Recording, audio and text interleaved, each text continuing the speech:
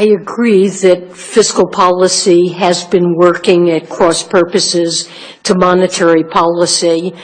I certainly recognize the importance of the objective of putting the U.S. deficit and debt on a sustainable path. Congress has worried about that, and I think it's important to do so. But some of the near-term reductions in spending that we have seen have certainly detracted from the momentum of the economy and from demand, making it harder for the Fed to get the economy moving, making our task more difficult. And it certainly would be helpful going forward if it were possible for deficit reduction efforts to focus on achieving gains in the medium-term horizon and addressing those aspects of fiscal policy that give rise to concerns about debt sustainability over the medium term, while not subtracting from impetus that we need to keep a fragile recovery moving forward.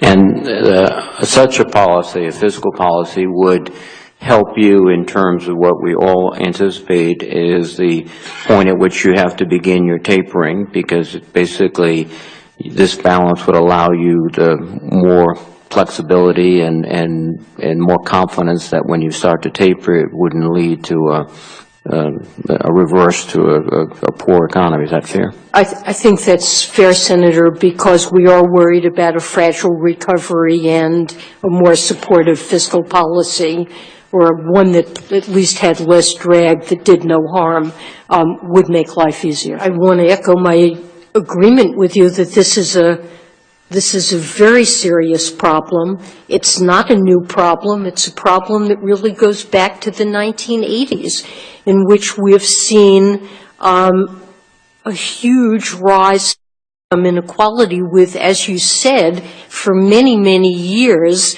the middle and those below the middle actually losing absolutely, and frankly, a disproportionate share of the gains. It's not that we haven't had pretty strong productivity growth for much of this time in the country, but a disproportionate share of those gains have gone to the top 10% and even to the top 1%. So this is an extremely difficult and, to my mind, very worrisome problem. There is a lot of research, a lot of debate about exactly what the causes of this problem are, perhaps having to do in part with the nature of technological change, with globalization, with institutional changes in the United States, including the decline of unions. But there are many things that are involved in this problem. What can the Fed do? We can't change all of those trends. The solutions involve a multitude of things, including education, maybe early childhood education, job training, other things. But what we can do is try to achieve, as we are, a robust recovery so that we create jobs, we have a stronger job market, and in a stronger job market, people who are having a lot of trouble getting jobs will be drawn into jobs. They'll get better jobs. There'll be more training. People will move up job ladders, and opportunities will increase. It's not going to put an end to the problems, these long-term structural problems that are driving this, but it will be helpful, and I think it's the contribution the Federal Reserve can try to make.